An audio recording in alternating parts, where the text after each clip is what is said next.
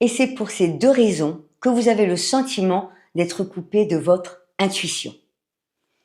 Nous sommes tous des êtres intuitifs. Cela fait partie de notre nature. On n'est même pas sur des capacités spirituelles, extrasensorielles. On est tout simplement sur la nature humaine. Nous avons un sens interne, inné en nous, l'intuition, une petite voix intérieure qui nous guide continuellement, qui nous guide pour notre bien. C'est-à-dire qu'elle passe au-dessus de notre mental, qui lui a une position un petit peu royaliste. Je veux dominer les choses, sauf que lui, il est programmé. Il est programmé à travers nos mémoires, nos blessures, nos expériences, qu'elles soient positives ou négatives. Et donc, il a un petit programme, il va le répéter sans cesse. Donc, même si on veut sortir de ce programme, il va nous y conduire. La seule manière de sortir de ce programme, c'est à travers notre intuition. Écoutez notre parole intérieure. Tout le monde est intuitif. Nous sommes tous capables de ressentir les choses, de savoir ce qui est juste ou pas. À travers une situation, à travers la relation d'une personne, l'honnêteté d'une personne, et à travers nos choix, nos décisions, quelle route nous devons prendre. Et pourtant, combien de personnes viennent me consulter pour me dire qu'elles n'arrivent pas à savoir quelle direction prendre, qu'elles se sentent perdues, qu'elles n'ont pas d'intuition et que pour elles c'est très difficile. Pourquoi donc, alors que nous sommes par nature des êtres intuitifs, certaines personnes se sentent perdues? Pour deux raisons. La première, vous ne donnez pas de crédibilité à votre intuition. Vous ne donnez pas de place à votre intuition. C'est-à-dire, vous n'écoutez pas votre parole intérieure. Et vous allez me dire, je n'ai pas de parole intérieure. Et je vais vous dire, c'est faux.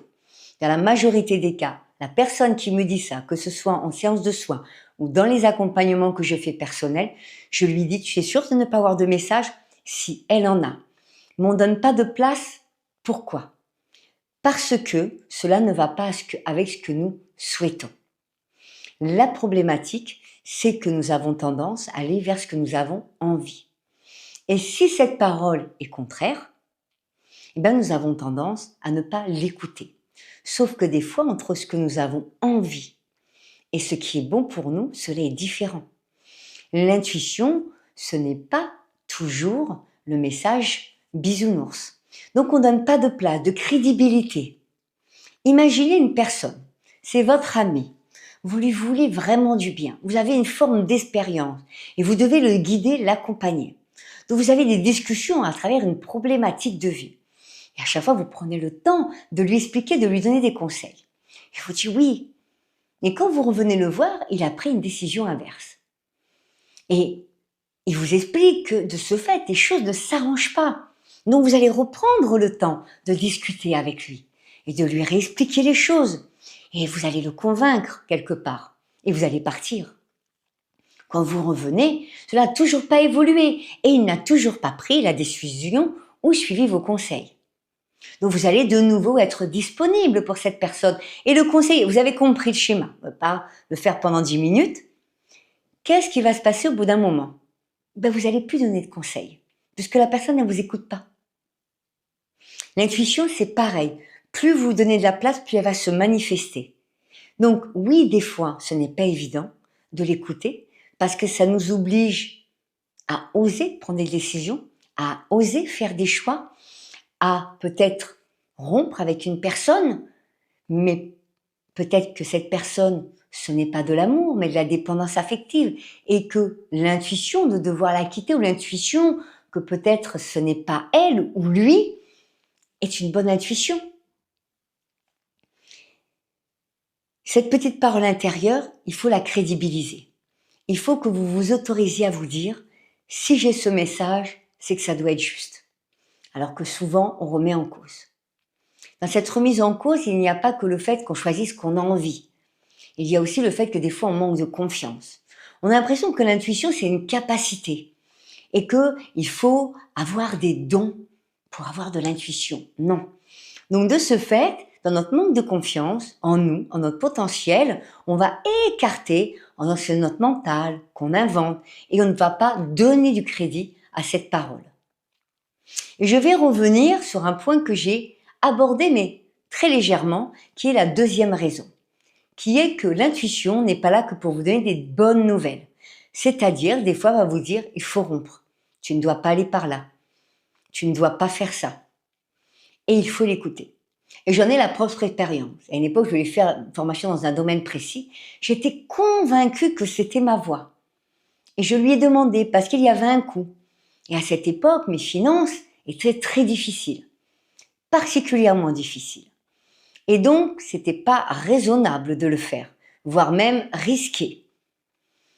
Et ce qui faisait que j'essayais de trouver le financement, le budget pour aller absolument vers cet objectif. Et quand je demandais, on me disait non. Je ne l'ai pas fait, pas parce que mon intuition me disait non, mais parce que je n'ai pas trouvé les finances. Et qu'en tant que maman, j'ai priorisé de mettre à manger sur ma table et de sécuriser mon domicile et d'avoir un toit sur la tête pour moi et mes filles. Et heureusement, parce que ce n'était absolument pas ma voix. Donc, il faut apprendre à écouter son intuition. Et j'en ai eu encore, il n'y a pas longtemps, l'expérience où j'ai dit, je prendrai la décision l'après-midi. Finalement, je l'ai pris le matin. Et l'après-midi, il y a une information qui fait que la décision que j'ai prise le matin n'était pas la bonne. C'est l'intuition. Donc, on le sait, on le ressent. Donc, il faut se dire que des fois, ça ne nous dit pas ce qu'on a envie d'entendre. Après, il y a l'expérimentation, qui est là vraiment la 2B, on va dire, au niveau des raisons. C'est-à-dire que si vous avez une blessure d'abandon, vous allez rencontrer quelqu'un, vous allez sentir que c'est lui. Votre intuition vous dit que c'est lui. Et on me dit, regarde Sonia, ce n'est pas le bon, il m'a aussi abandonné, c'est ma blessure, donc j'ai fait une erreur. Ce n'est pas une erreur. C'est parce que tu n'as pas encore libéré ta blessure. Et l'univers va te répéter les mêmes schémas, la même âme dans un corps différent, pour que tu expérimentes à nouveau l'abandon. Parce que souvent, par exemple, quand on a un problème relationnel d'abandon, donc la relation toxique, on va couper le lien pour être tranquille. Mais couper le lien ne suffit pas. Il faut guérir votre blessure. Cette expérience, c'est pour que vous libérez votre blessure, pas que vous coupez le lien. La personne qui est avec vous n'était qu'un acteur dans votre pièce de théâtre, de votre propre vie, qui jouait le rôle de quelqu'un pour vous montrer que vous aviez une blessure d'abandon. Donc, tant que vous la transmettez pas et que vous ne la guérissez pas, eh ben, vous allez rencontrer des personnes qui vont vous confronter à cette blessure. Donc, votre intuition est bonne. Elle vous amène sur le chemin de la compréhension, de la mise en lumière et de la guérison. Donc, nous sommes tous intuitifs. Accordez la place à cette parole intérieure. Faites-vous confiance. Même si cela ne va pas dans votre sens, dites-vous bien que cette conscience supérieure que moi j'appelle Dieu, mais que vous pouvez appeler comme vous voulez, a des plans de bonheur, de prospérité, des plans bien plus grands que nous pouvons l'imaginer. Nous savons qu'en tant qu'humains, nous utilisons un petit pourcentage, 10% de nos capacités. Donc, osez aller plus loin, faites confiance à votre intuition et vous verrez que ça peut transformer fortement votre vie.